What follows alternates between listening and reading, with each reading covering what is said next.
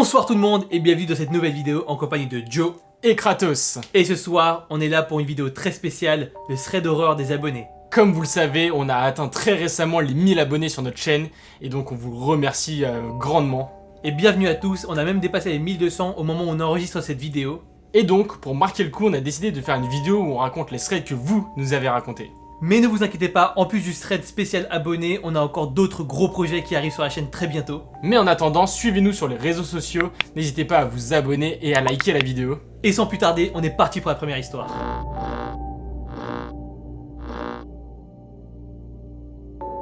Alors c'est parti pour la première histoire qui nous est racontée par un abonné sur Instagram. Donc cet abonné qu'on va appeler Mehdi nous raconte que cette histoire s'est passée il y a 4 ans. Au moment où l'histoire est arrivée, il avait 10 ans et il raconte qu'il a demandé la permission à ses parents de pouvoir sortir avec ses potes et que oui, ils ont dit oui. Mehdi il raconte qu'à ce moment-là il était en vacances donc en Algérie et que l'histoire se passe à Alger, donc la capitale. Et donc ce jour-là, Mehdi et ses potes se baladent tranquillement dans la ville jusqu'à ce qu'il y en ait un qui leur propose quelque chose de spécial. Eh les gars, je connais une villa qui est abandonnée pas loin et à ce qui paraît elle serait hantée. Ça vous dit de faire un tour? Bon, Mehdi nous raconte qu'à ce moment-là, il était jeune et même un petit peu bête, c'est lui qui nous le dit, c'est pas nous. Donc ses potes vont forcément s'enflammer et ils vont accepter très vite. Mais Mehdi, il a déjà entendu parler de cette villa et il aurait entendu des rumeurs, donc il va rester quand même très méfiant. Donc Mehdi nous explique qu'il n'avait vraiment rien prévu, la villa elle est quand même très sombre à l'intérieur, ils ne voient rien et ils vont donc s'éclairer avec la lumière de leur téléphone. Ils avaient des petits téléphones et qui clairement n'éclairaient vraiment pas beaucoup. Mehdi nous explique qu'en rentrant, il va commencer à pas se sentir très bien. Il y a vraiment une ambiance sinistre et comme dans les films d'horreur, il y a une forêt qui surplombe la villa en fait. Et à un moment, alors que Mehdi et ses deux potes sont en train de marcher, ils vont se rendre compte en se retournant qu'ils ne sont plus que deux. C'est là que Mehdi remarque qu'un de ses potes est en train de manquer à l'appel. Bon, déjà Mehdi, il était pas rassuré de venir, il nous dit même qu'il entend des bruits un petit peu bizarres. Après, est-ce que c'est le fruit de son imagination ou est-ce que c'était réel? On ne le saura jamais. Mais bon, clairement, il va commencer à se dire qu'il n'aurait peut-être pas dû venir. Pendant 5 minutes, les deux amis vont chercher leur pote, ils vont commencer à fouiller partout, ils vont essayer de l'appeler, quand tout à coup, leur ami surgit nulle part. Et oui, c'était juste une petite blague qui clairement n'a pas fait rire Mehdi. Et là, leur pote qui leur avait fait la blague va leur confier qu'il voulait le faire plus longtemps, mais qu'il avait entendu des bruits un petit peu bizarres et qu'il avait donc décidé d'écourter la blague. Bon, tout ça cumulé, ils vont commencer à dire que c'était peut-être pas une bonne idée et ils vont décider de partir. Mehdi nous explique qu'ils ont commencé à marcher environ 500 mètres pour sortir de la villa, mais là ils vont entendre un bruit vraiment bizarre. Mehdi va nous décrire ce bruit comme étant un son de rire en fait, il va nous dire que ça vient de la forêt et qu'il le sent vraiment pas. Rappelez-vous, ils ont 10 ans donc ils vont commencer à vraiment flipper. Leur pote qui avait fait la blague va même leur expliquer que quand il était en train de se cacher, c'était le même son qu'il avait entendu. Le bruit devient de plus en plus insistant jusqu'à un moment où les trois potes vont se retourner et ils vont voir la silhouette d'un homme qui les regarde. Au début il était un petit peu loin donc ils vont pas vraiment voir comment il est habillé, mais alors qu'ils commencent à se rapprocher en rigolant, ils vont voir qu'en fait l'homme est habillé en clown. Les trois potes, lorsqu'ils vont voir le clown, ils vont être totalement tétanisés. La situation va durer quelques instants, mais Mehdi va quand même réussir à nous décrire un petit peu la personne. Cette personne avait un air vraiment psychopathe, il avait un regard très flippant, il avait des habits un peu délabrés, il était plein de boue, comme s'il traînait là depuis vraiment longtemps et clairement il n'avait pas l'air net du tout.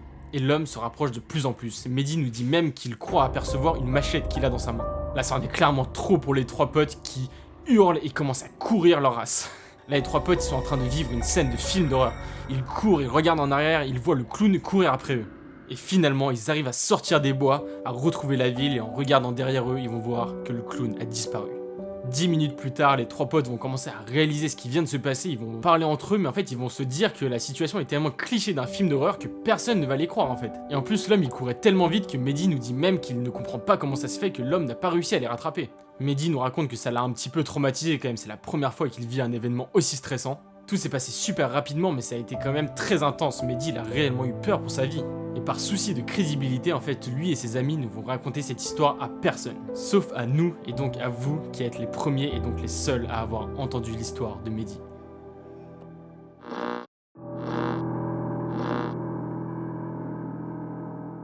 Et c'est parti pour la deuxième histoire qui nous est aussi racontée par un abonné, avant de passer à la troisième histoire qui est un peu plus longue. Nicolas nous raconte qu'il a passé toute sa vie dans une cité et que cette histoire s'est passée lorsqu'il avait 13 ans.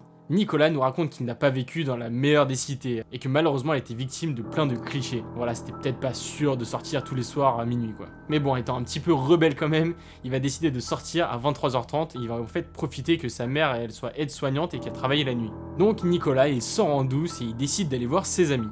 Nicolas il se dirige vers l'arrêt de bus vers lequel il allait, et en y allant il croise une camionnette un petit peu orange. La voiture est arrêtée et Nicolas il nous dit qu'elle a l'air un petit peu délabrée et en mauvais état. Bref, Nicolas il fait pas plus attention que ça à cette camionnette, il passe devant et il continue sa route. Et là, Nicolas il va commencer à entendre la camionnette démarrer. Bon, Nicolas il se dit que c'est certainement une coïncidence, mais il commence quand même à accélérer le pas parce qu'il n'est pas rassuré non plus. Petit détail, il va remarquer que la camionnette elle roule mais sans feu, ce qui est quand même un petit peu bizarre. Et il commence à entendre le conducteur de la camionnette parler dans une langue qu'il ne comprend pas au téléphone.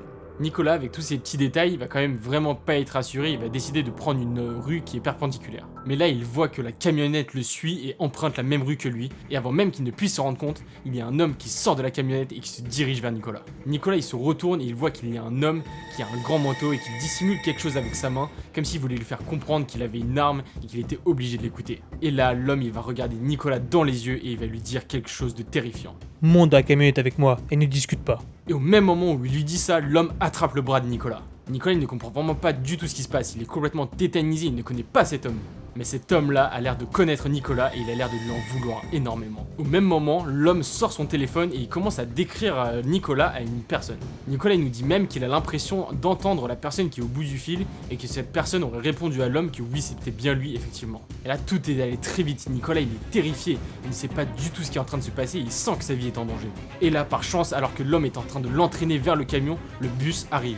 Il profite de la surprise que l'homme a de voir le bus pour s'échapper de l'emprise de l'homme et de courir le plus vite possible. Par chance, Nicolas il arrive à atteindre le bus et à monter dedans et s'asseoir. Nicolas il nous précise que tous les bus de sa ville sont équipés de caméras et que c'était certainement pour ça que l'homme avait décidé de ne pas le poursuivre dans le bus. Mais contrairement à beaucoup de threads qu'on raconte, l'histoire ne va pas s'arrêter là. Pendant des semaines, Nicolas il va voir l'homme rôder autour de chez lui. Il y a même plusieurs de ses amis qui lui auraient avoué que cette personne serait venue les voir pour leur demander d'un air menaçant où il était. Quelques mois après ça, l'homme va finalement disparaître et Nicolas ne saura jamais finalement pourquoi cet homme le cherchait et il ne va pas arrêter de se poser la question de pourquoi cet homme le cherchait et qu'est-ce qui se serait passé s'il était monté dans ce camion.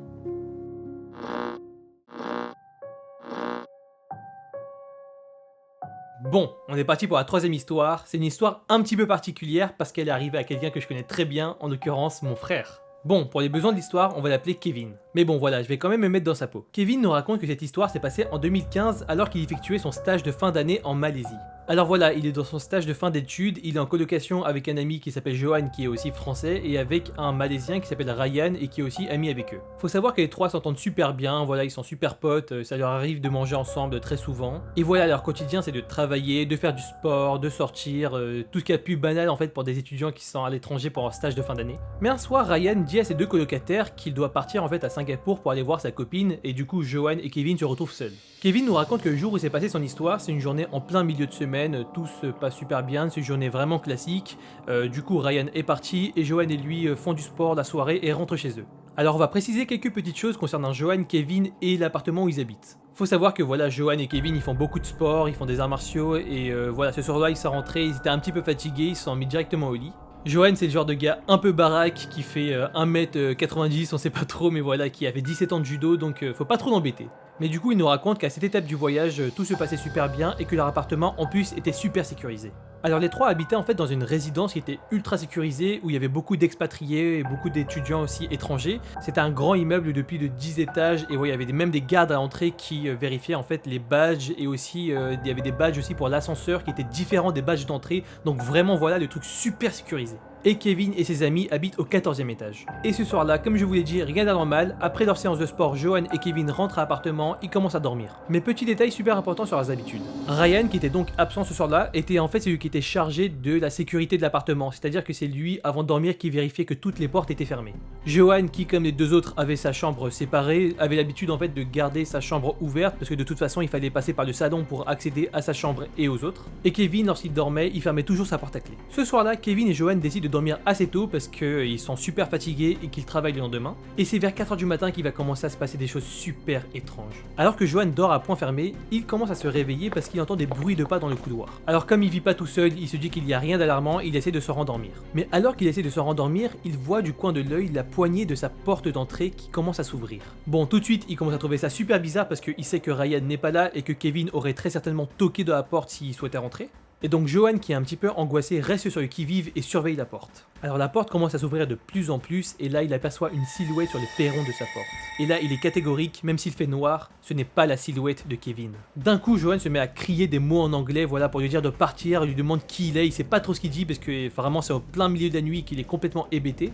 Et alors qu'il est dans cet élan d'adrénaline, il voit que l'homme commence à se retourner et à courir. Mais rappelez-vous, Johan c'est quelqu'un qu'il faut pas trop embêter, du coup il bondit de son lit, il se lève et il commence à courser l'inconnu. Et alors que l'inconnu est en train de traverser le couloir pour atteindre la porte d'entrée pour tenter de s'enfuir, Johan le rattrape et le plaque contre le mur. Et donc de la pénombre, Johan tient l'inconnu, lui demande qui il est, qu'est-ce qu'il fait là et qu'est-ce qu'il veut. Alors que Johan est en train de secouer l'inconnu et ne comprend absolument pas ce qu'il dit parce qu'il ne parlait pas très bien anglais, une idée lui traverse l'esprit. Peut-être que c'est simplement un ami de Kevin. Donc là Johan, tout en tenant l'inconnu, se dirige vers la chambre de Kevin. Sachant que la porte de Kevin est fermée à clé, il se met à toquer énergiquement pour le réveiller. Kevin, complètement sonné, il comprend pas ce qui se passe et du coup il se lève de son lit, il ouvre la porte. Quoi? Mais qu'est-ce qu'il y a, Johan? Mais c'est qui lui? Kevin met ses lunettes et il voit là, à la sortie de sa chambre, qu'il y a Johan qui tient un inconnu et qui lui est en train de barrer la route. Et donc très vite Johan il comprend que Kevin ne le connaît pas et les deux se mettent à questionner l'individu. Et donc l'individu qui est coincé entre deux gaillards se met à paniquer, il commence à débiter des paroles, on comprend pas trop ce qu'il dit, il parle pas trop bien anglais, on sait juste qu'il dit que voilà, il était là juste en tant qu'ami, qu'il comprenait pas trop ce qui se passait. Et il leur dit qu'il est désolé et qu'il n'a rien pris. Mais bon, Johan et Kevin ne sont pas stupides et ils se mettent à fouiller l'individu pour voir s'il n'avait vraiment rien volé. Donc ils le fouillent mais ils ne trouvent rien sur lui et font un petit tour de l'appartement pour voir s'il manque pas de portable, d'ordinateur, de portefeuille et aussi de la chambre de Ryan pour voir si l'individu n'y était pas allé avant et s'il avait pas volé des choses. Et donc devenant un petit peu paranoïdes, ils vont se mettre aussi à fouiller l'appartement dans les placards pour voir s'il n'était pas tout seul, s'il n'y avait pas de complice. Et donc les deux se retrouvent dans une situation un petit peu bizarre parce qu'ils ne savent pas quoi faire, l'individu a été pris en flagrant délit mais en même temps il n'a rien volé et ils aperçoivent même que en fait sur la porte d'entrée de l'appartement, l'individu avait placé une chaussure pour pouvoir ne pas claquer la porte et pouvoir partir en vitesse. Mais bon, il est 4h du matin, ils n'ont pas forcément l'esprit très clair, et après s'être assuré une dernière fois que l'individu n'avait rien dérobé, il le laisse partir. Et donc le mec profite de sa chance et détale dans la nuit. Et voilà, le lendemain, tout se passe bien, il n'y a pas eu d'autres soucis par rapport à ça, les deux amis en fait descendent de l'appartement et vont se diriger vers les gardiens. Et donc comme ils connaissaient les gardiens, ils commencent à les saluer, à parler un petit peu avec eux. Et très vite les gardiens vont lui poser une question qui est assez préoccupante. Au fait, vous avez rien entendu la nuit dernière, vous avez pas eu de soucis? Et là, Johan et Kevin vont directement tilter et faire le lien avec ce qui s'est passé la veille, et ils vont leur raconter toute l'histoire. Et malheureusement, c'est là que les gardes vont se mettre à leur expliquer en fait que la nuit dernière, une jeune femme, au fait qui était aussi expatriée, s'était fait dérober plein de bijoux et d'objets pendant cette nuit, et que malgré leur effort, l'individu n'a pas été retrouvé. Après avoir réfléchi à tout ça et avoir pris un petit peu de recul, en fait, Johan et Kevin, ils se demandent si c'était pas lui, s'il n'était pas retourné en fait voler après qu'il soit pris en flagrant délit. Et ils vont aussi se mettre à regretter finalement de pas avoir appelé la police ou les gardes après cet incident, et peut-être que ça leur aurait valu à la jeune fille de pas se faire cambrioler. Mais il reste aussi beaucoup de questions en suspens. Comment ils sont rentrés dans l'immeuble, parce qu'il y avait quand même une double sécurité au niveau des gardes et au niveau de l'ascenseur, et que les gardes affirment n'avoir vu personne entrer. Comment ils sont montés au 14e étage alors qu'ils n'avaient certainement pas de badge. Comment même il en est sorti, est-ce qu'il était seul, est-ce qu'ils étaient plusieurs, bref, ils ne sauront rien de tout ça. En tout cas, une chose est sûre, c'est que depuis ce jour-là, Kevin nous explique qu'il a pris l'habitude avec ses amis de toujours fermer la porte avant de dormir. Bon, et bien voilà, c'est tout pour les secrets que vous nous avez racontés. Donc voilà, on a tenté de sélectionner les 3 histoires qui nous semblaient les plus originales et les plus intéressantes à raconter. Alors merci à vous de nous avoir envoyé des histoires, on a pris beaucoup de plaisir à les lire, et si vous regardez cette vidéo et que vous avez des histoires à nous faire partager, n'hésitez pas à nous contacter par mail ou par les réseaux sociaux pour partager votre expérience. Et encore une fois, on vous dit un grand merci pour les 1000 abonnés, et ne vous inquiétez pas, on va pas s'arrêter là. Clairement pas, on va toujours essayer de faire de mieux en mieux, et nous on vous dit encore une fois merci et à très bientôt pour une nouvelle vidéo. Ciao.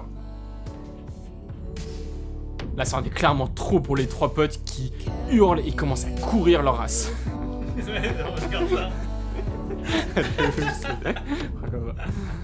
Regarde ça.